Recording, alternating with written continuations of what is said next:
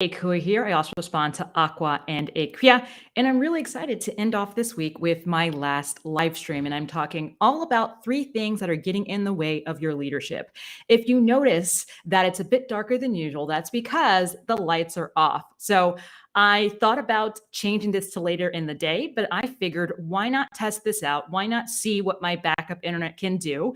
And I've actually put up a flashlight, which is giving me a little extra light. So if you see some glare in my glasses, that's just because my iPad that I use with my notes is actually incredibly bright. But I hope that you can hear me well. You can somewhat see me. And I think that this topic that I'm covering today is going to be incredibly helpful for those of you who are listening to this live and those of you that might be catching the replay. As always, if you have any comments, any questions, any thoughts for me, you can feel free to leave me a comment. You're also welcome to reach out in the DMs because I love responding to DMs. So today I'm talking all about the 3 things getting in the way of leading your team and making more money. So throughout this entire week, I've been talking all about some of the leadership topics, especially those that relate to productivity that you need to keep in mind. And we're ending off today with thinking about some really concrete things that might be getting in the way of your leadership. The key thing I want to say here is that some of the things I'm going to share may not be getting in the way of your leadership, but that doesn't mean that it is not working for other people. But these are things that are coming from my own experience and things that I've also seen with my clients. But once again, there is no one right way to be a leader. There's no one right way to show up. But I think that what I'm going to share today are things that maybe you can take some time to reflect on to decide whether or not they're getting you closer to your goal of being an inspiring leader, of being a leader that has really good followership, and ultimately being able to hit your goals. So it's really just an opportunity for you to be curious and an opportunity for you to reflect on whether or not you're getting closer or further away to your goals based on how you're showing up.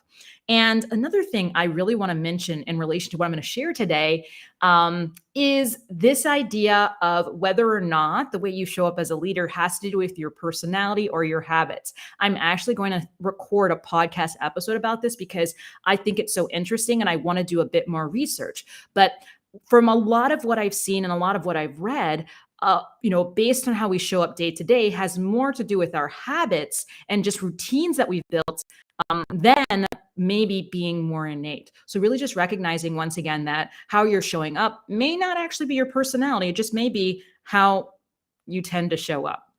All right. So today, right, I really want you to reflect on what's going on in your schedule, right? Where you're actually going with your time, where your energy is actually going. So where is your time going? That's really what today's live is all about.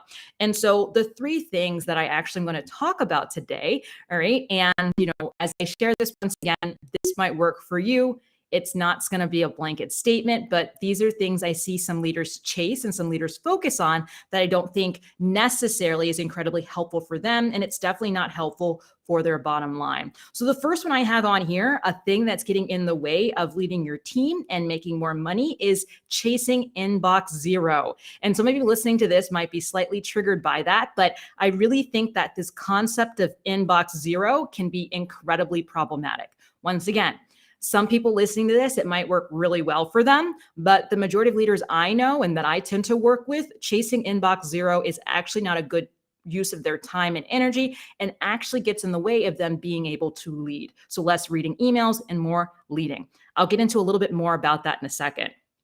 The second one I have on here in terms of things getting in the way of leading your team and making more money is your schedule and calendar. And I have here specifically not blocking your calendar appropriately and giving everyone access to you. So that's the second thing I'm going to share on this live. The last thing I'm going to be talking about on this live is terrible goal setting. So being really bad at setting goals, setting KPIs, setting OKRs. And I talked a little bit about this in my live yesterday, but that is one of the things that's getting in the way of you leading your team and getting in the way of you making more money. So let's dive a little bit deeper into this. So this first one I have on here, chasing inbox zero. What I really mean by saying chasing inbox zero is that if you're a leader that's listening to this and you haven't come up with an inbox or email routine, I really would recommend that you come up with something for yourself. And what I mean by inbox routine or inbox habits, right, is that you have a way in which you've given yourself parameters or boundaries around how often you are in your emails, how you reply to your emails, and how you action your emails. Once again, this is going to look different for everyone. There's no one right way to do this. And I do not think that inbox zero is the right approach for everyone. I have some friends who've actually seen the number of unread emails that I have in my email box, and they get really anxious. And they're like, how do you get anything done? You have so many unread emails. You have so many emails in your inbox. Like, what's happening, right? You're someone who's supposed to be on top of their stuff and all about productivity. So here's the thing. Being productive doesn't equal having inbox zero, right? That is just a story you're telling yourself. And once again, it might be helpful for some of you listening to this, but for the majority of us, it's not really helpful. I decided a long time ago that having inbox zero wasn't a goal of mine because I preferred making sure that things were getting done and that I was focused on the right things. That's what having an inbox routine, right, and boundaries around my email allows me to do, right? So rather than focusing on the number of unread or the number of emails I have, what I focus on instead is I know that certain people are going to email me, right? And specifically for me, I focus primarily on clients. So I want to make sure that I highlight those clients in my inbox and I'm responding to them first. I also personally use a lot of filters. So I filter out a lot of newsletters. I filter out a lot of spam. So I don't even see them, right?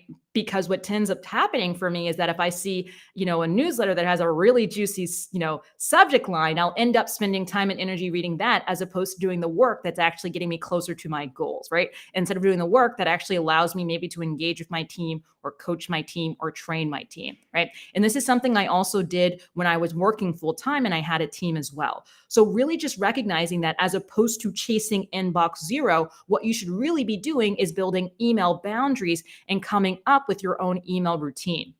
I mentioned some things that I do, right? So first and foremost, filtering out things that maybe aren't really urgent, and then making sure that I'm highlighting or marking or starring things that are. So that could be a really good starting point. Asking yourself, who are the key stakeholders and how can I make sure I see their emails first so I action their emails first? That could be the simple routine or inbox boundary that you have.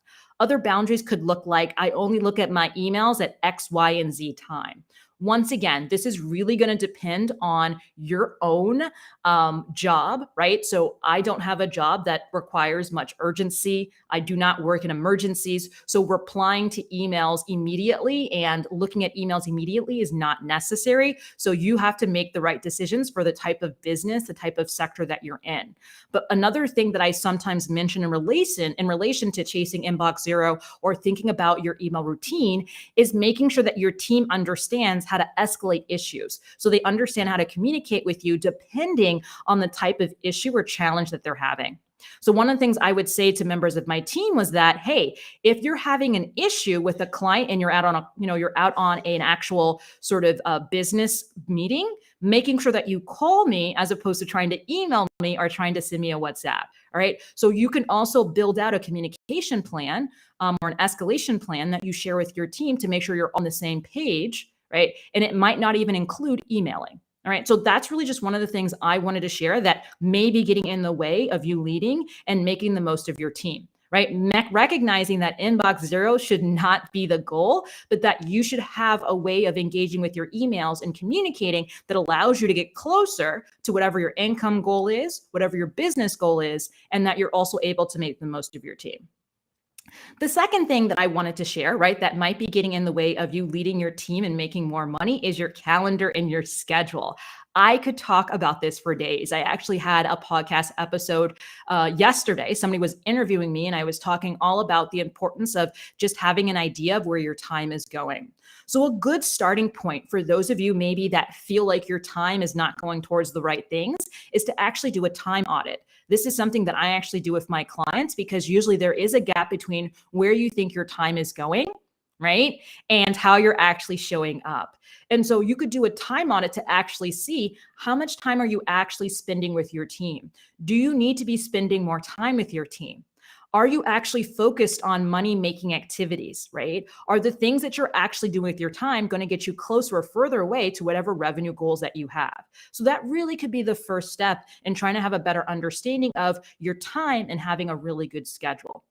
Another thing that I really do recommend, especially for those of you maybe that are just starting out with building your team, is making sure that you're blocking your calendar for time to actually get the work done, right? Having a meeting is actually not work done. That is just a meeting, right? A lot of times you'll have a meeting and then there'll be takeaways or tasks or responsibilities from that meeting. So you need to create time for that to actually get done. So making sure that you're blocking out your calendar to do the actual work is super key as well, right? So you want to block out your calendar for actually doing the work. You want to block out that calendar for the times in which you're doing, lunch, you're resting, right? You also potentially want to block out that calendar for times when you want to engage with your team as well. I really would recommend you do that first.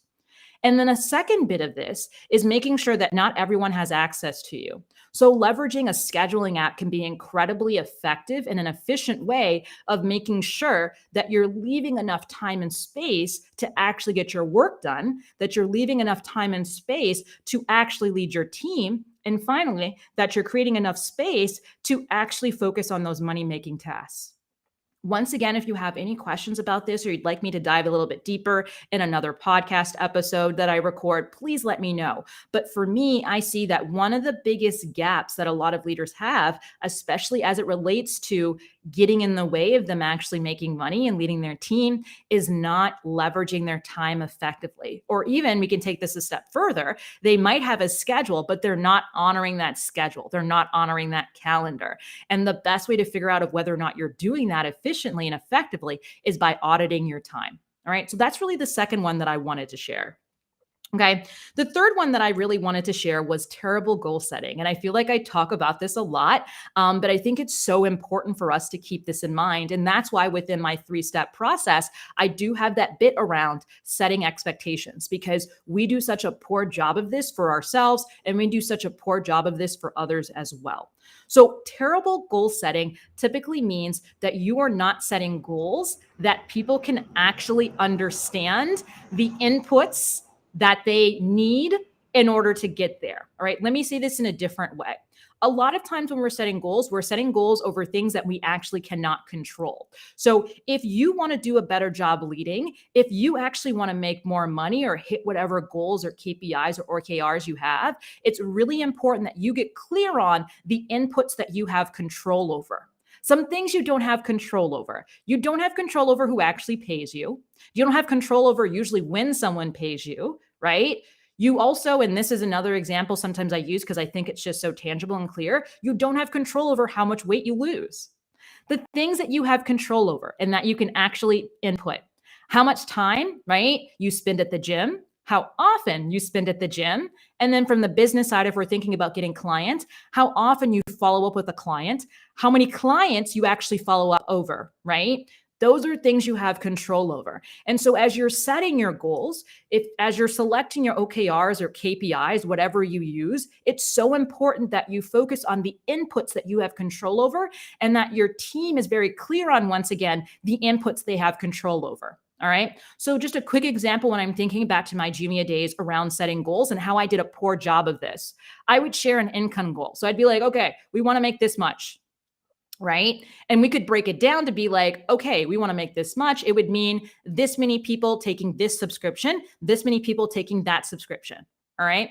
That's a way to further break it down. But then we need to go a step further. What percentage of people we're reaching out to do we think we're going to convert? If we know that we have a 50% conversion rate, that means that we need to reach out to twice as many people, right? In order to get there. So yes, ultimately the goal might be this income goal. Ultimately, the goal might be this certain number of subscriptions, but what we actually just share with members of our team and what we need to have a better understanding of is that I need to reach out to 12 people, right? Because ultimately, 6 out of those 12 people are going to help me get there, right? Are going to help me get those number of subscriptions that are ultimately going to help me get that income goal or revenue goal. All right. I hope I'm making sense. Thank you so much for Dare for joining. I appreciate the comment there. But if you are listening to this, I hope that you're with me, right? And I think that this is honestly one of the biggest things that we need to do a better job at as a leader, and really gets in the way of us leading appropriately and really gets in the way of us being able to make more money because we are focused on the wrong things. We are focused on the things that we actually can't control.